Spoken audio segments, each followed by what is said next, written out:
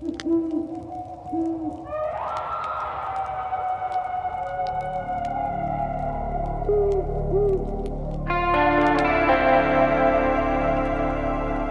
Appalachian Mountains are some of the oldest in the world, and we just happen to live in them. One thing we can tell you, there are ghosts in the mountains.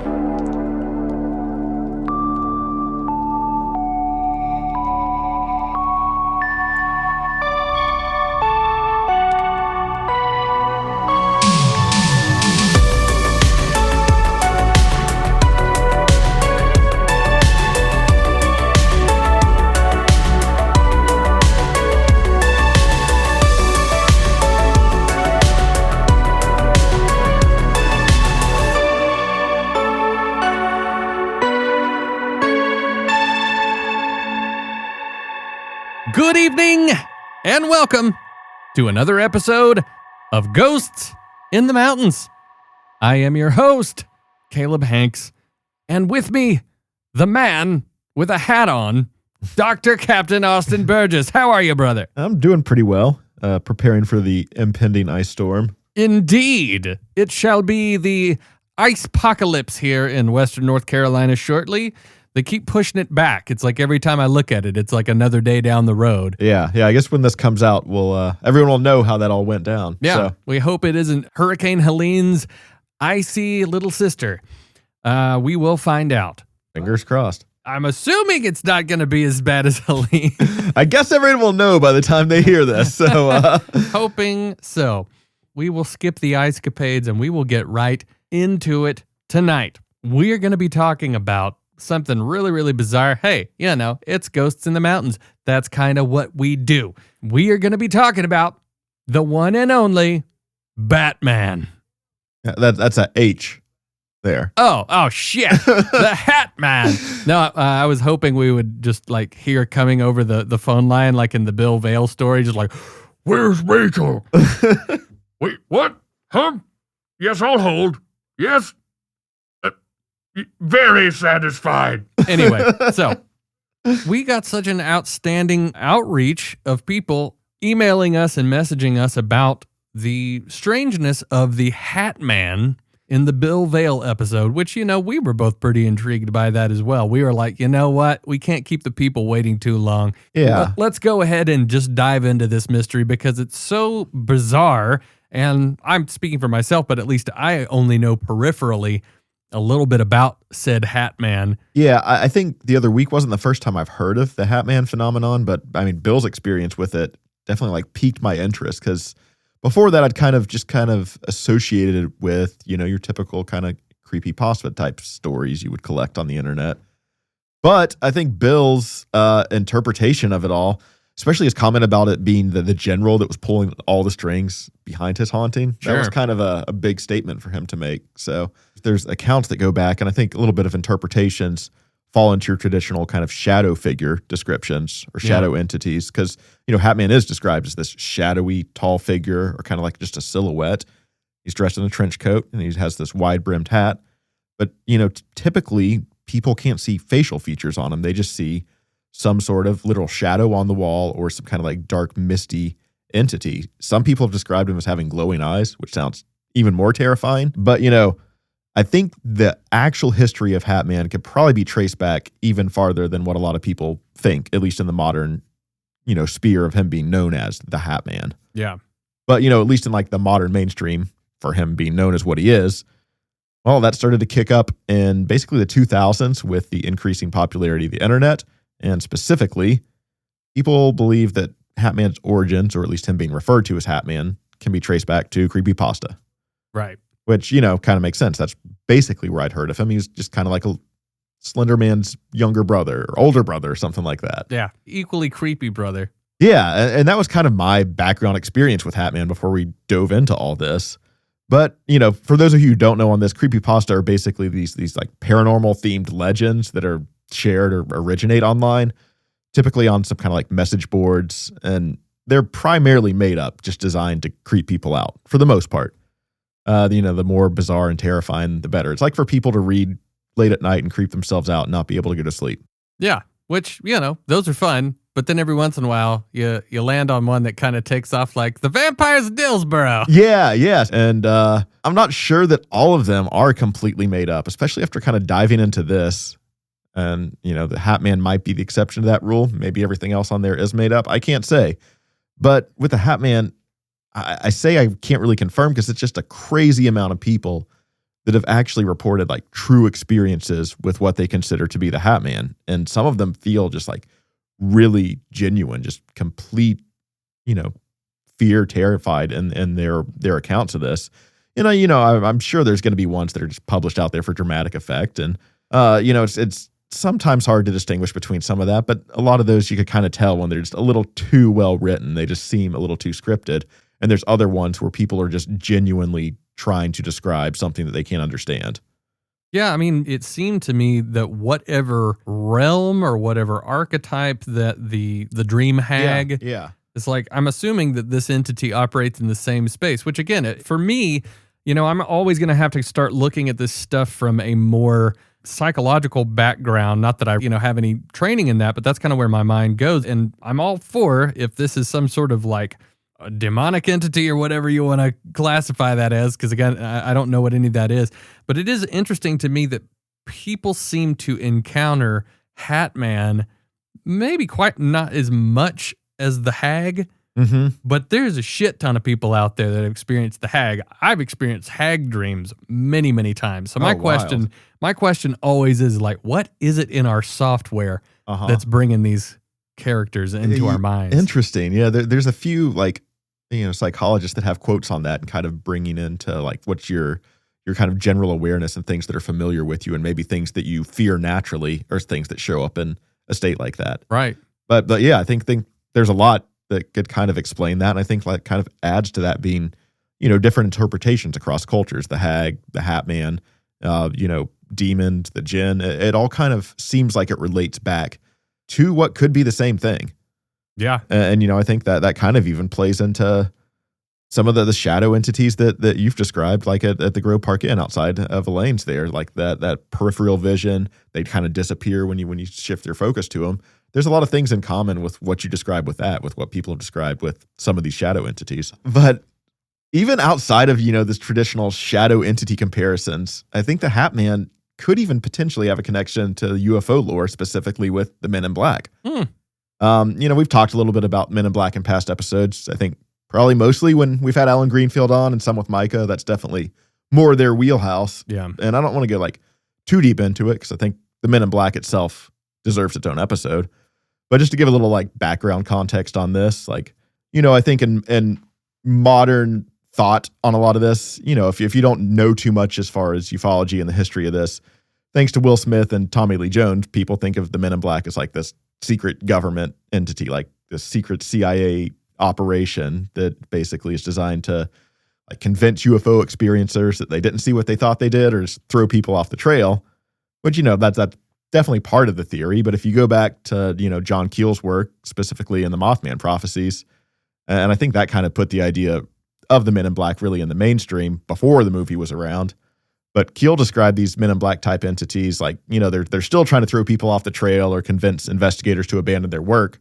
But something about them just wasn't quite right. Like they struggled to blend in with like normal human activities or conversations, and almost alluding to the possibility that the Men in Black themselves might be non-human.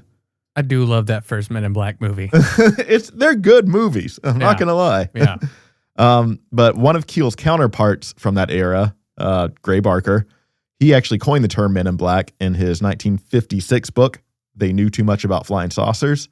And on the cover of the book, the Men in Black are depicted as three silhouettes or shadows of three men, all appearing to be wearing some kind of wide-brimmed hat and trench coats. So, maybe that's just coincidental imagery on that, but I'll let you be the judge. But, as you could kind of get the idea, like you could see that people across different cultures interpret Hat Man in a variety of different ways, apart from the shadow person description. Some people believe that he's just a pure ghost or some sort of evil spirit.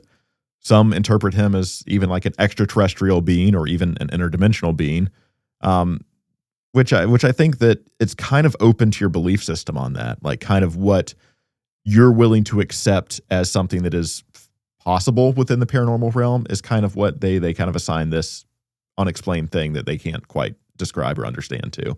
Yeah, with as much as we talk about the potential for UFOs, Sasquatch, Mothman, the whole shebang to be interdimensional, that theory is fine with me. It seems to cover so much. Right. I mean, I think that you talk about these all-encompassing theories, and that one does seem to add a lot under the umbrella there.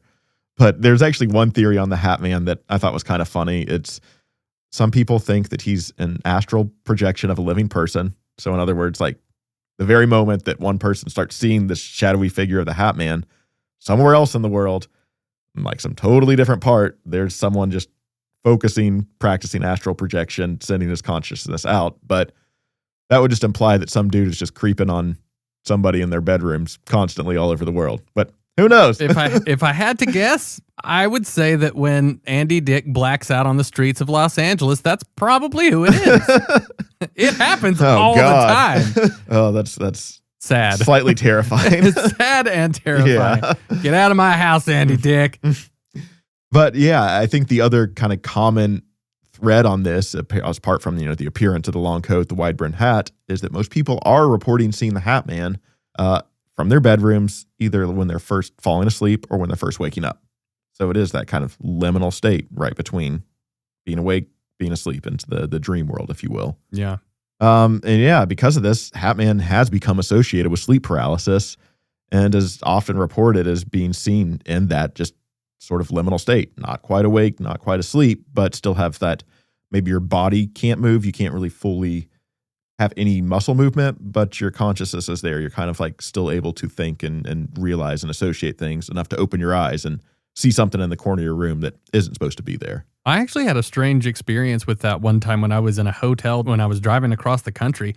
Yeah. I woke up and I was like half asleep and I was dreaming about baby birds being in my bed. And when I was half awake, I could see the baby birds underneath my bed sheets moving. But I knew that it was I knew that it was like me waking up, but I was seeing part of the dream as I was like wide awake. That's it was pretty wild. Freaking bizarre. Yeah. And I like jumped out of bed. I mean, it was super bizarre, dude. It is. I can't say I've had something quite like that happen. Yeah. But I guess with Hat Man, the common, areas for him to appear in is either watching from a doorway, from your closet, or just a random corner of the room. Why do they always hang out in the freaking closet? I know. That just makes it even creepier. Just so many stories of that shit. Right. Why? And that's a common thread that I think that's what's so validating for so many people, especially when these creepypasta stories started to originate. It's like, okay, that's weird because I had a very similar experience involving, pretty similar setup in that, about to fall asleep, have something appear with that wide-brimmed hat in the corner of my room. And so many people are starting to read other people's experiences, and it validates their own enough to get on and share theirs. Oh, yeah. So, yeah, I think that's kind of something that kind of led to the whole just influx of Hat Man reporting sightings that once this thing opened up. But one of the other interesting elements that he's commonly reported with is that he appears right before, during, or shortly after traumatic experiences, which I think that kind of plays into what Bill Vail was saying and his experience with the Hat Man, as he was already having a lot going on, and then the Hat Man kind of makes its way into all these weird situations he was having. Yeah, but also kind of adjacently, stuff like the Gray Man that we talked about on our episode of The Ghost of Blackbeard, where it's like if tragedy occurs, then this gray entity is seen walking on the beaches there. Obviously, that seems to be as some sort of harbinger, but it's like Hat Man seems to show up to keep the bad times rolling. You know what I mean? Yeah, that really is. It's almost like he's prodding on these negative, malicious intent in a way. Freaky. Yeah, there's actually an account of him from Strange Accounts website, and he's described as the seemingly dark presence is known to cause or be attracted to hostile environments or aggressive behavior. Those who see him are often witnesses to domestic disturbances, family breakdown, or noting tangibly negative atmosphere, sense of dread or hopelessness. For this reason, many have labeled this spirit a demon, an intelligent haunt capable of both physical and psychological manipulation. The Hat Man may well be able to oppress those who come in contact with it, seeming to lend credence to this theory. Well, dude, the first thing that comes to my mind is like psychological tulpa manifestation of fear and malicious intent. Yeah, I think that's kind of what a lot of the if you ask psychologists what their interpretation of this is, that's that deep-seated subconscious things. Like, what do you view fear as? Like, what does fear manifest as in your mind when you're just thinking of something that scares you? And for some reason, there's this common shape. I don't know why the hat comes into play with that. That's kind of an interesting common thread to keep seeing. But yeah, I think that's their way to try to scientifically explain what is going on with this. The only parallel that I could even draw is that in a lot of like ancient cultures, headdresses and things like that are very prominent, and especially when they're talking about deities. And it almost makes me think that it's like this projection of having some sort of headgear is almost this recognition that it is of a greater power. And maybe that's why it would manifest. And maybe that's something that's like really, really, really deep in our software. Yeah. That's a good theory, honestly. But as I mentioned, the origins of him being called Hat Man do most likely trace back to creepypasta, and there's some disagreements onto which first story published kind of features this Hat Man origin on that. But according to Creepypasta Files, which I think is like the main database on the subject, kind of the Wikipedia wiki on creepypasta stuff, they believe that the origin of Hat Man can be traced back to one specific story where they claim the author was likely influenced by his own encounter with the shadow entity Hat Man that we've been describing. But that story goes like this. In the 1950s, a 33-year-old detective named Harold, hailing from Illinois, lived a seemingly ordinary life with his beloved wife Evelyn and their two daughters, Susan and Vicky. Harold was a devoted family man, cherishing every moment spent with them. The last sighting of Harold occurred on a frigid Tuesday morning in 1957, as he set out for work, clad in trench coat and fedora, attire that was common among men at the time.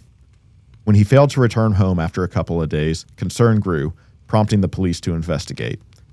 They soon found his car abandoned on a secluded back road near a gas station, yet Harold himself had mysteriously disappeared without a single clue. Despite extensive search efforts and a multitude of missing person flyers, he was never located, leading authorities to eventually declare him presumed dead. There were whispers that an occult group, linked to a series of disappearances in Chicago, may have been involved in Harold's vanishing. It is speculated that they conducted a ritual aimed at Harold to prevent him from discovering their dark secrets, resulting in his transformation into the infamous entity people all around the globe know as the Hat Man. Be it made up or not, people all over the world started to respond to this with their own encounters. Like, this was, for all intents and purposes, on this creepypasta forum where it was supposed to be, basically authored stories designed to creep people out. But people started sharing experiences that seemed a little too real. There was a lot of common threads going on with them.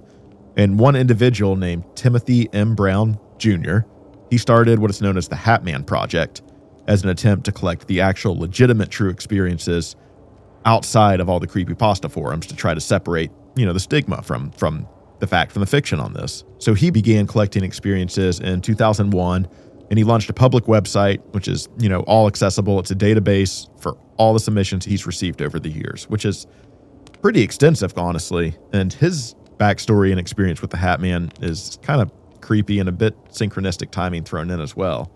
So Brown actually shares his experience with the Hat Man that kind of inspired him to start this project to begin with. And he says, "My experience with the Hat Man came in 1994 when I was about 14 years old. I was living with my grandmother and great-grandmother at the time at my home in Nashville, Tennessee. I'd been staying up really late till about 2 a.m, and I found myself lying in bed and nodding off as I was watching TV. The lights were all off, and the only light in the living room was coming from the TV set in front of me. From where I was lying in bed, looking down towards my feet, I had a clear view all the way into and through my great-grandmother's room, which was just parallel to mine, as there was no door between mine and hers. I could also see into the hallway, just on the far side of her room. Just inside the hallway, there was a doorway going into my grandmother's room. As I was lying there with the covers pulled over my face, nodding off, my eyes would open, fall, over and over again. And at some point, something I heard on TV made a noise and caused me to wake up and open my eyes just a little wider. Only this time, I saw something out of the corner of my eye. I always had a fear about intruders and what I would do if someone ever broke into our home. For a brief moment, I thought that movement that I was seeing might have been my great-grandmother getting up to go to the bathroom, but as my eyes focused more, looking down through my great-grandmother's room into the hallway, I very quickly realized that it wasn't my grandmother. What I saw gripped me immediately with fear and dread. I saw a tall, human-like figure, and the figure looked like that of a man. The man had no distinguishable features whatsoever. I could see no eyes, no nose, no mouth, only blackness. He looked like a shadow, only darker, much darker. He had a very wide-brimmed hat and a long trench coat that flowed as he moved. I started to tremble. My heart began to race. At that moment, I came to the conviction that if there was indeed an intruder in my house, I needed to make a move. As I watched him move, in the back of my mind, I began to play out scenarios as what I was going to do. Was I going to yell? Was I going to get up and run after him and try to fight him? I kept looking into the hallway. He stood there at the threshold between my great-grandmother's room and my grandmother's room. He leaned his head and his body into my great-grandmother's room, looked in, turning his head towards her and then towards me. I had my eyes closed as much as I could, so I could still see him, yet act like I was still sleeping.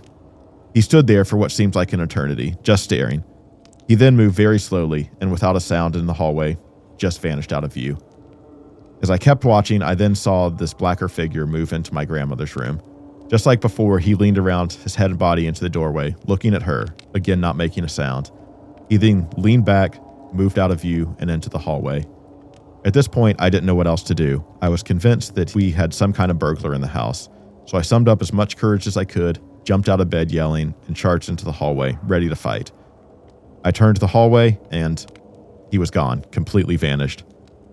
Obviously, my yelling and screaming startled up my grandmother and my great-grandmother, and I told them about what happened, and needless to say, we didn't go back to sleep for a long time, and when we did, we left the light on. After my experience that night, during the next day, I spent a lot of time talking with my family about what happened.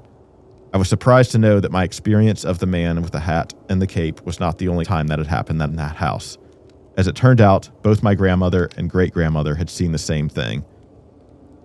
My grandmother relayed to me a few nights prior she had woken up in the middle of the night and saw the dark figure walking past her doorway in a dim light of the hallway. Since it looked like it was wearing some kind of flowing robe, she thought it was her mother, my great-grandmother, just getting up to go into the bathroom. Then, too, my grandmother told me on a separate occasion she had seen the same dark, shadowy figure lurking at the house.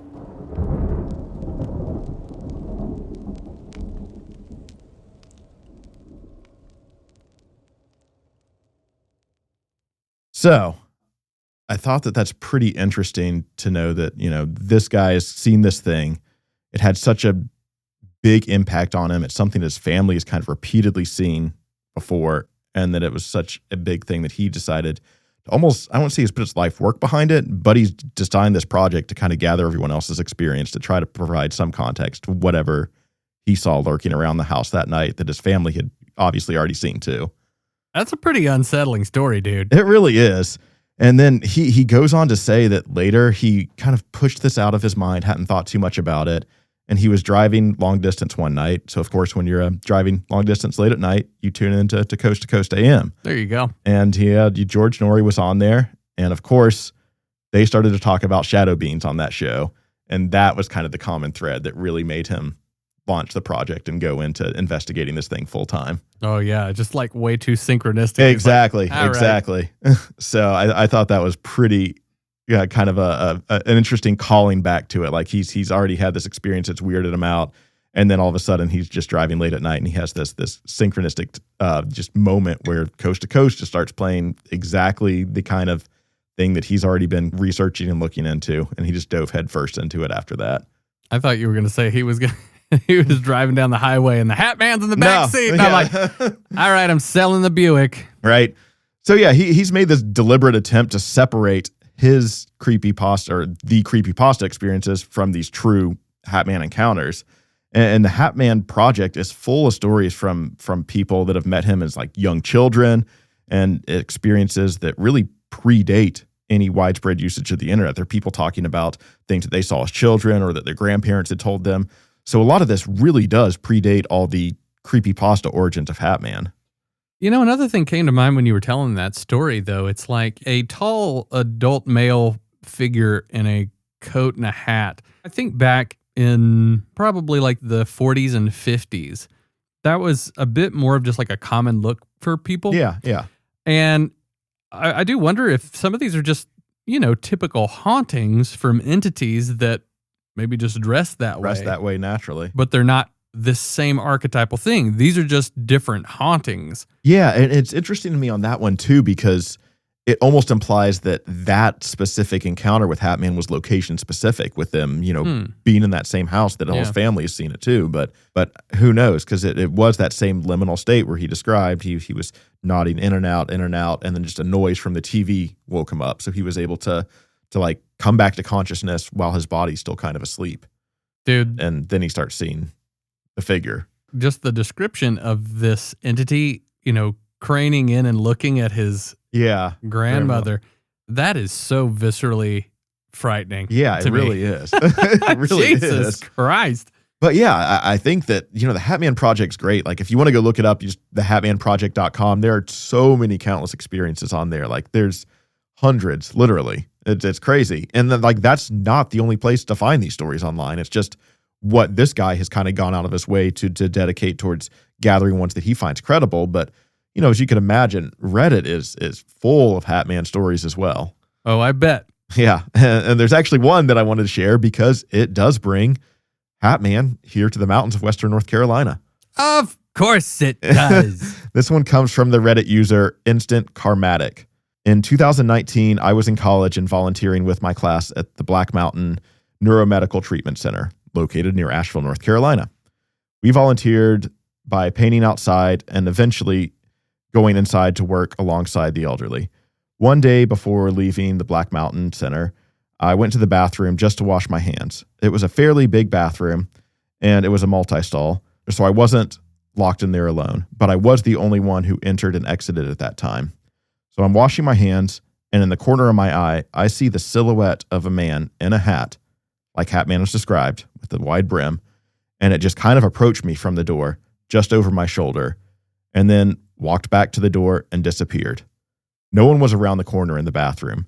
I asked my classmates if they saw anyone else enter or exit, and they said no. I didn't feel fear, but I was pretty shocked. I said, okay, well, I'm ready to leave now.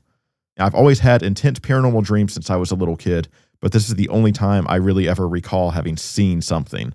Again, no intense fear or negativity a lot of folks experience with this thing, but I just wanted to share my experience. So I thought that was I think this is a pretty common element on this, that's seeing it out of the corner of your eye, but it brings it here to the mountains of Western North Carolina. So I thought that was relevant to share. Well, here's why this one hits a little close to home for me. Yeah? I've been there. Have you really? So here's the thing. My memory of this place, my buddy's mom worked there. Okay.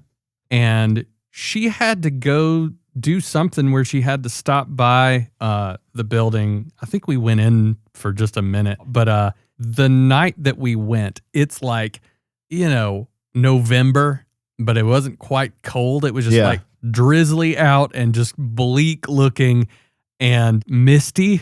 And that place looked so damn creepy. And hearing this story is just bringing that memory back and being like, oh, God. But add a shadow entity to it. Yeah, I don't want to, because when I went there, you talk about a place giving you the heebie-jeebies. Mm-hmm. I don't know what it was, but it that was a place where I was like, yeah, so can we leave as soon as possible? Wow. It's just a weird vibe weird. About weird it, dude. Weird coincidence, too. Yes, super weird. That freaks me out, dude. Wild. Hating this. Yeah. One other comment on another Hatman thread that stood out. Like, this isn't specific to the Cherokee Reservation near us. It doesn't really tell exactly where the reservation is that this individual is sharing the experience from. But, with Cherokee just down the road, kind of trying to include in some of the native culture, their comment says, I'm indigenous, and Hatman makes himself known in reservations. He likes to frequent party houses and broken homes. He encourages sexual abuse, alcoholism, drug abuse, suicide, and car accidents. It likes to show itself to children. We've heard lots of stories of this thing. It's definitely evil. I have seen him too, and I have seen his face. It's white like a mime. My dad used to party all the time at our place, and it was just a mobile home when we lived there.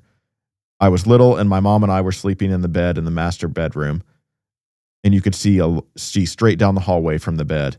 My dad was always having a party, and I seen that thing walking out of the closet that was in the front door and looked down the hallway. It looked down the hallway at me and then walked into the kitchen where they were.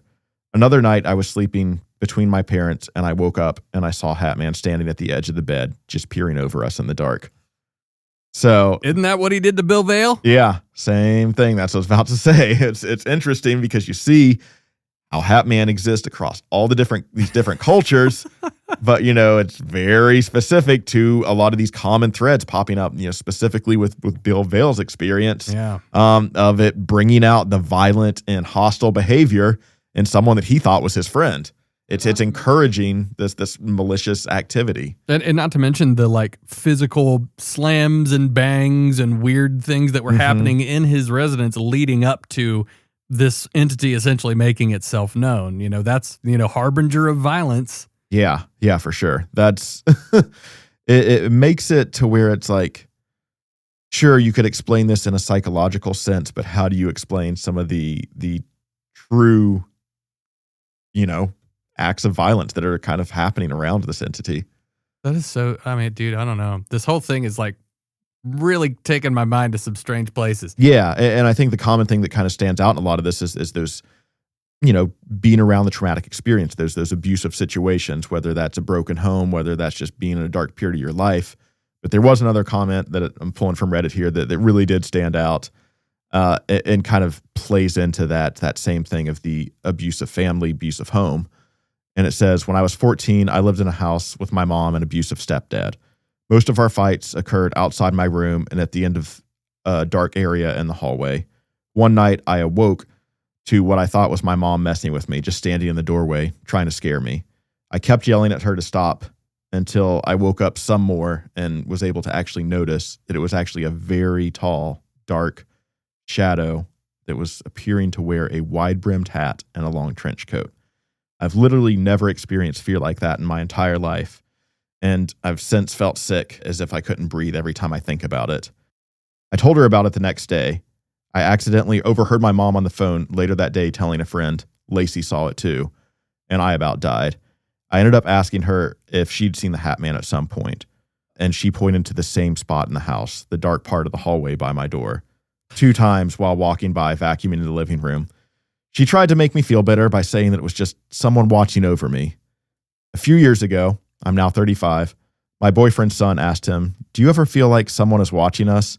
and proceeded to give him the exact description of the Hat Man outside of his bedroom in the hallway where a lot of our arguments and turmoil tend to occur.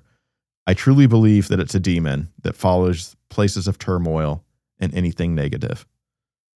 Yeah, that Lacey saw it too line gave me some goosebumps, bro. Yeah. That kind of adds to that same thing, but it's kind of similar to what Timothy Brown was kind of describing with his, that he tells his family about it and they're like, "Oh, you're seeing it now too." Oh, so yeah. it's interesting to make, is this something that's generationally passed down? Is this some sort of gene inherited trait that causes you to see this, or something else? I don't really know. Yeah, that's the thing is there's like a million different ways that could go, even just psychologically. Yeah, for sure.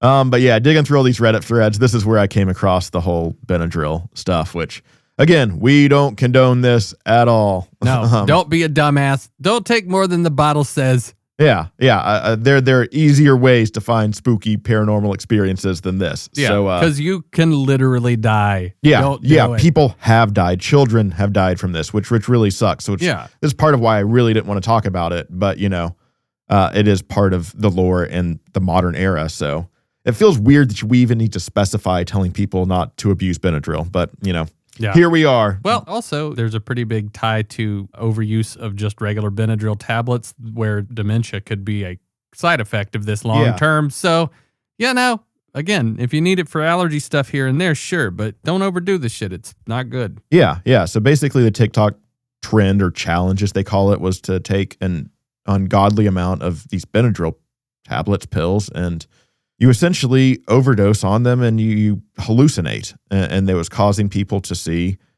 the same exact shadowy Hatman entity that's reported with sleep paralysis.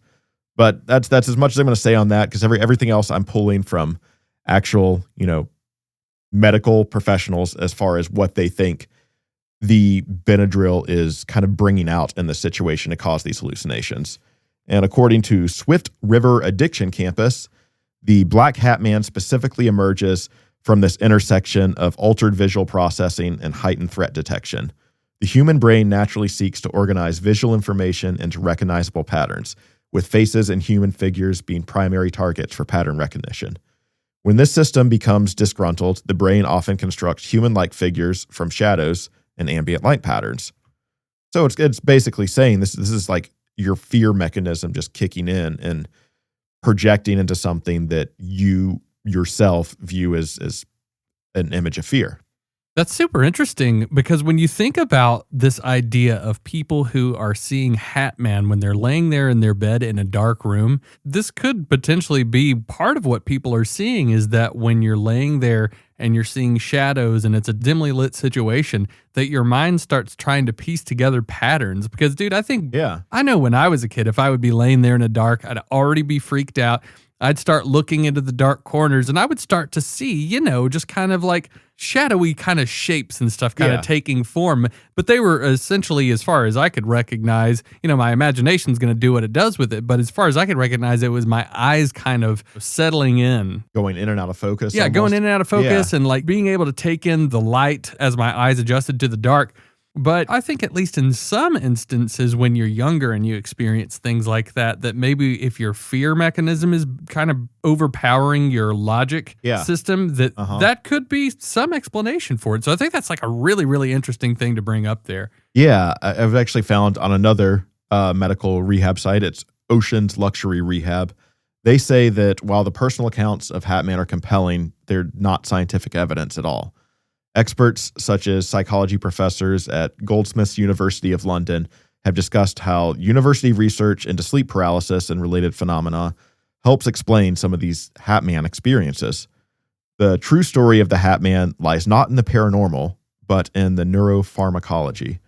The phenomenon serves as a stark case study into the effects of anti-clonogeric. Yeah, what is this frickin' word? Anti-clonogeric toxicity. We'll go with that. Yeah, sure. Why not? On the human brain. Understanding why a common allergy medication can produce such specific and terrifying hallucinations requires a deeper look at its chemical properties and its powerful influence on our perception of reality. The shift from anecdotal sharing to scientific explanation is critical for public health awareness and harm reduction. The Hatman is a prime example of a complex, formed visual hallucination, a coherent and detailed figure that appears within the user's environment. These figures, including the Hatman and shadow people, are most often seen at night, emphasizing their association with darkness and the sleep state. Other common visual disturbances include seeing geometric patterns and shadow figures fleeting in and out of your periphery. So, also, same thing, peripheral vision. And also the brain, deprived of normal anecdotal function, misinterprets visual noise and fills in the gaps with archetypal and fear-inducing imagery, which may explain the recurring nature of the Hatman figure. Yeah, I like having that perspective that is straight from a scientific standpoint about why we would maybe be seeing these things. And I don't think that necessarily takes away from some of the stories where, again, that you have this person in this last story saying that they saw this shadow entity that was like peering in and looking at their grandmother. Well, I've heard plenty of haunting stories where, similar entities did similar things, or just full-bodied apparitions would do the same things. Yeah, that show that sign of awareness of looking in like that. Yeah, exactly. But I do think, at least in some cases, that exactly what you're talking about right there, I think that can make up for some of the reports of this. Yeah, I think that definitely could be part of it. And, I think it's interesting because you talk about the difference between, this sleep paralysis state and maybe this I wouldn't call it like medically induced, or just maybe it isn't medically induced hallucination when you're taking that much Benadryl. Yeah. But they do go on to kind of explain the difference between the two. And they say that sleep paralysis occurs exclusively during the transition between sleep and wakefulness and is defined by temporary muscle atonia, the inability to move or speak. And It's basically referred to as pharmaceutically induced delirium, which is what you would get from taking all the Benadryl. Yeah. That's conversely a prolonged state of a global cognitive dysfunction that can last for hours. An individual in a delirious state is typically mobile, though clumsy and disoriented, but they're not confined to their bed like they would be in the state of sleep paralysis. Delirium affects all aspects of cognition, including attention and memory, whereas sleep paralysis is primarily just a disruption of your sleep and wake cycle. So they're basically saying that while there's common occurrences of the Hat Man with these two states, they're basically two entirely different mental states, if you will. Yeah. I've never experienced this exactly myself, but I've met and talked to a lot of people who've talked about being on like really, really long road trips and things. And they have straight up just had hallucinations just from being awake too damn long. Yeah. And I think that does show you that given your mental state, your body's chemical state, if there are strange, I'm not talking about doing drugs necessarily, but just like chemical imbalances that can happen at certain times, all of that stuff certainly can influence how you're perceiving reality and how your eyes, like, these people we're talking about are kind of starting to get into like the pattern recognition thing. Yeah, exactly. I mean, honestly, that makes me feel a little bit better about the Hat Man thing because some of these stories are legitimately freaky, but I don't know. It's kind of one of those things to where it's just like, that's their rationalization, but at the end of the day, doesn't mean they're completely right. Yeah, 100%. I think there's a ton of credence to those theories, and I think that they 100% probably are exactly how they're describing them. That's how that's happening. But then again, there's just too many stories of people experiencing very, very similar things where it's like, this Hat Man ain't just a shadowy figure standing in the corner where your eyes are trying to adjust. This thing's up, moving around. It has autonomy. Yeah, it's freaking weird, dude. So you can't put it all in that, section of thought. Yeah, I agree. Because, I mean, even the concept of sleep paralysis is something new that hasn't really been prior to the 20th century. That wasn't really a concept. Like, people would use almost supernatural explanations to assign to some of these things that are commonly referred to as sleep paralysis now. So it's kind of, not a fully well understood subject. We've got years of research on it, sure. But does that mean that we fully understand that liminal state of mind? I'm not entirely sure on that because, for all intents and purposes, sleep paralysis is kind of just believed to be like this almost like glitch in the brain where like during REM sleep, when your body's supposed to be, preventing you from flashing out or flailing in your dreams, it's supposed to be designed to keep you from hurting yourself. But in sleep paralysis, like this switches off as you come out of your REM sleep and you start to wake up. And your body is still stuck, but you're able to fully kind of like mentally perceive what's going on. That alone is just a strange and terrifying experience, regardless of if you're seeing a shadow Hat Man entity in the corner or not. Yeah, and also lots of different. There's quite a scale of like how intensely some people perceive dreams. Some people don't even really remember their dreams. Some people are like flying over skyscrapers, and I assume that if you have a propensity to be able to like wake up into one of these, sleep paralysis things, is like some people. I mean, I've talked to many people that said that they saw one person told me that they straight up saw an armor-clad green demon standing at the foot of their bed, speaking very clearly to them. Oh, that's pretty terrifying. So yeah, but the thing with sleep paralysis is it's only supposed to last for a few minutes. Yeah. So like people that are seeing this, they kind of naturally kind of wake up after the state. But if you're experiencing this Hat Man entity for all intents and purposes, they seem to be like something they've, all these stories make it seem like they're watching this thing for quite a lot longer than just a couple minutes. Oh yeah. So it kind of goes beyond some of your traditional sleep paralysis explanation on that. Yeah, because I mean, I think your typical sleep paralysis experience, is maybe a minute or two. Yeah, exactly. They said, I think that's common to only last a few minutes. In rare cases, it could go up to 20 minutes, but anything past that is... Dude, yeah, I cannot even freaking imagine being stuck in a freaking sleep paralysis for 20 minutes. Yeah. I would think that I had died and was like stuck in some other world. I was like, is this life? Yeah. Is this what it is now? You probably think you're paralyzed at that point. Well, yeah. Yeah, exactly. I mean, with my very, very short stint with it, I was paralyzed. It's terrifying. Yeah, exactly. So I looked at some statistics on this, and around 20% of people have had an episode with sleep paralysis. And, at least somewhat, of those 20%, I think 75% of them have had some sort of hallucination to go along with their paralysis experience, which I thought was pretty interesting. Like, that's a pretty significant number. Like, 20% of the population, that's decent chunk there, and 75% of that 20 having some sort of shadow entity hallucination type thing to go along with it.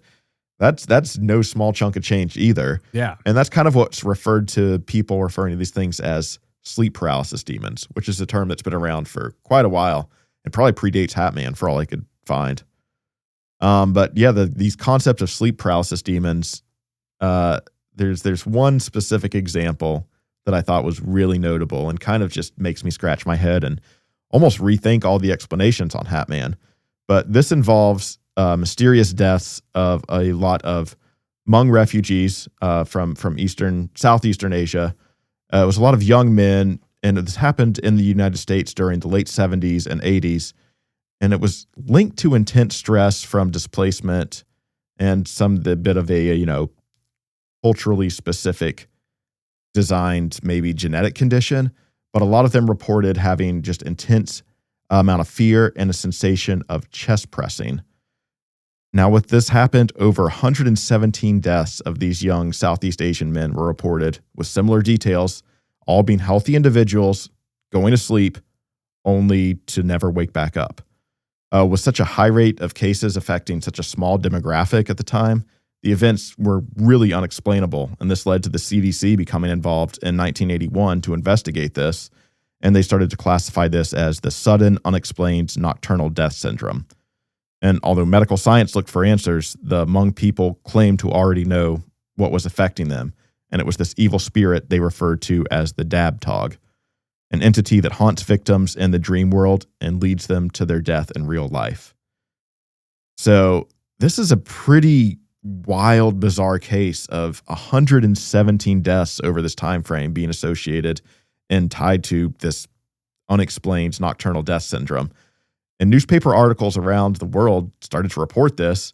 It actually inspired Wes Craven to write the Freddy Krueger movies to begin. I was going to say, because I don't know that I've ever, number one, heard the term Dabtog. Is that what it was? Yeah, a Dabtog. But I don't know if they've ever referred to Freddy and used that word like in any sort of like ancient lore speak. But like if they ever do another one and they haven't done that, what a deep cut. Like, come on. Yeah, and I think that almost, it goes full circle too, because think about it. What kind of headgear is Freddy known for sporting too? Oh, dude, holy shit. Wow. Yeah. Yeah, the only thing he's missing is the coat. Yeah, exactly. He doesn't quite have the trench coat, but he's got the hat. I mean, I like Freddy's classic attire, but I do think he would look pretty badass in a trench coat, honestly. That's very strange when you're talking about the chest pressing sensation that they were experiencing. So, I mean, as far as they were medically able to tell, they just died. They just died in their sleep. They couldn't. And that's it. I mean, the name of it, unexplained nocturnal death syndrome.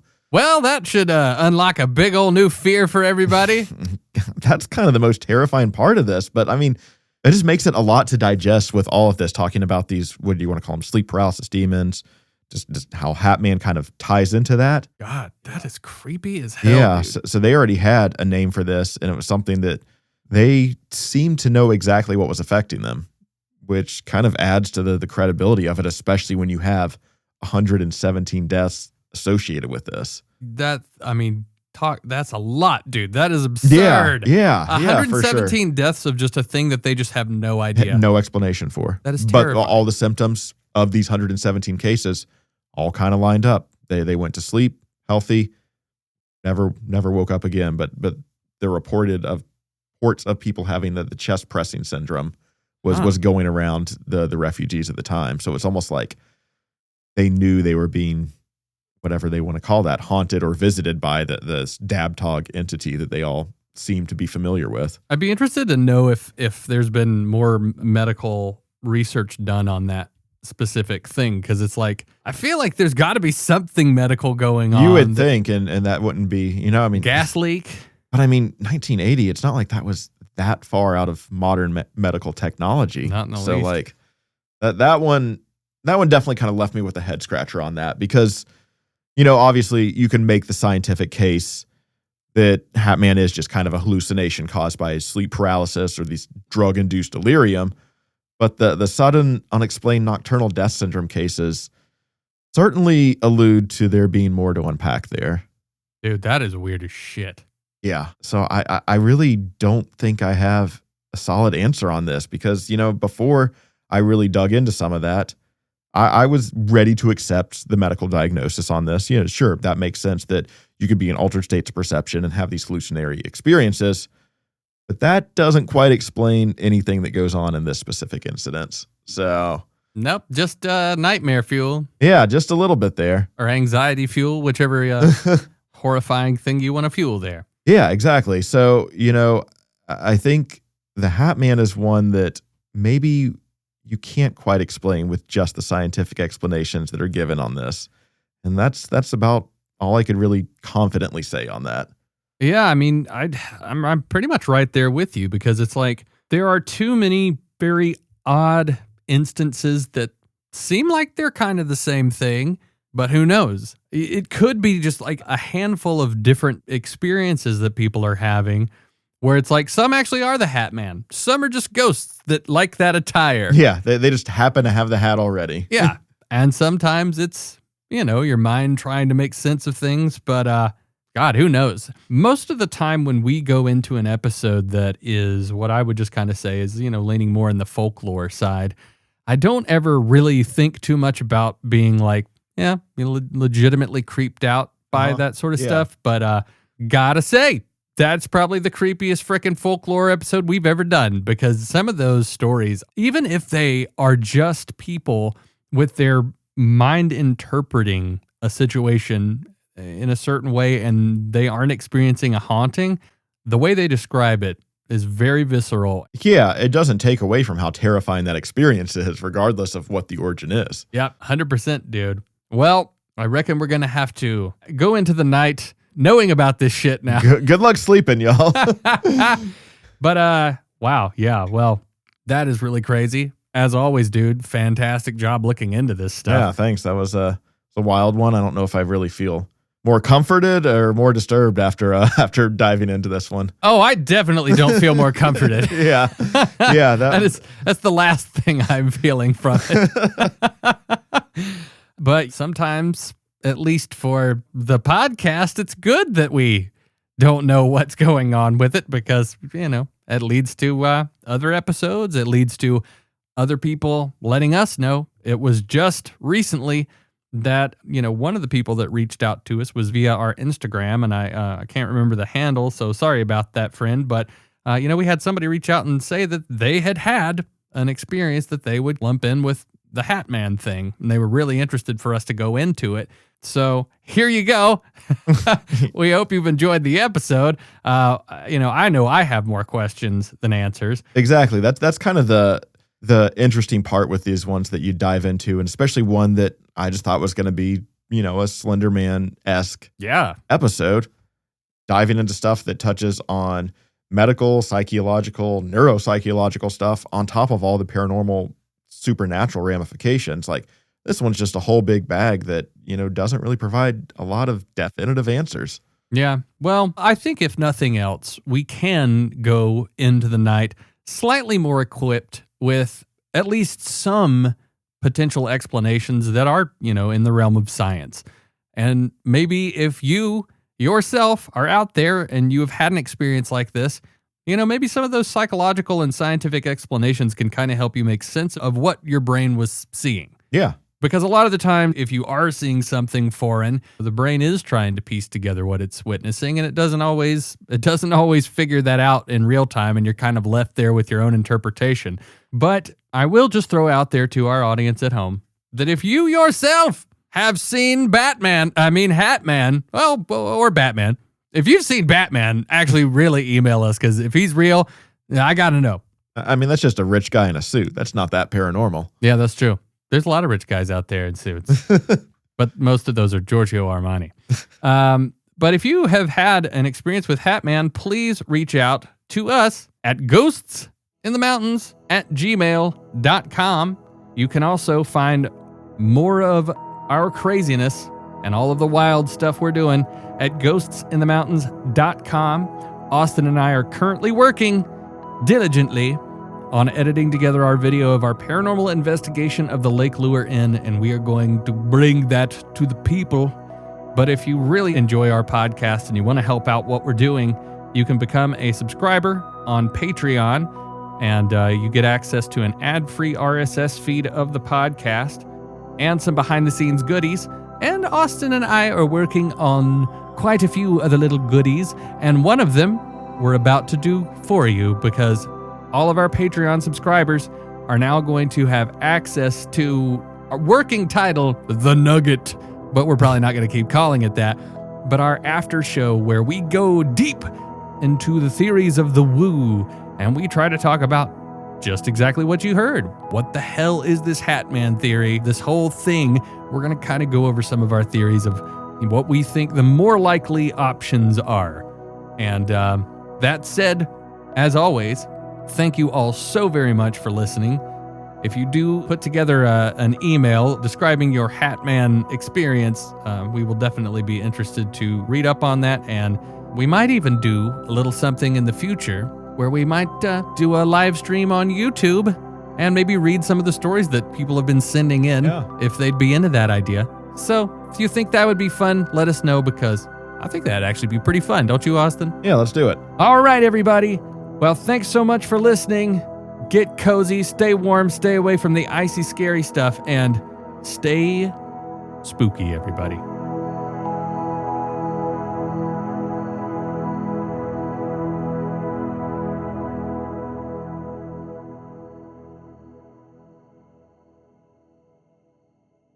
Cause I'm the Hat Man. Yeah, I'm the Hat Man. Taxman, Beatles. That's the theme song that plays every time he appears. Yeah. While you're in a state of sleep paralysis. Yeah, exactly. I just love that, like, the guitars are like, it's like that funky shit. And then here comes Hat Man, like, wake up, kids. I'm here to scare the shit out of you. And I also will be taking taxes because why not? Hat Man's got to get a little change. That's a new theory behind his origins. Oh, no, dude. Honestly, Taxman's way scarier than the Hat Man. Screw you, Taxman. Sorry if you're a Taxman. And if you're a Hat Man, you just got an hour of free promotion. So enjoy yourself. All right, there's your weird-ass Keister egg. Stick around for the nugget. We'll see you next time.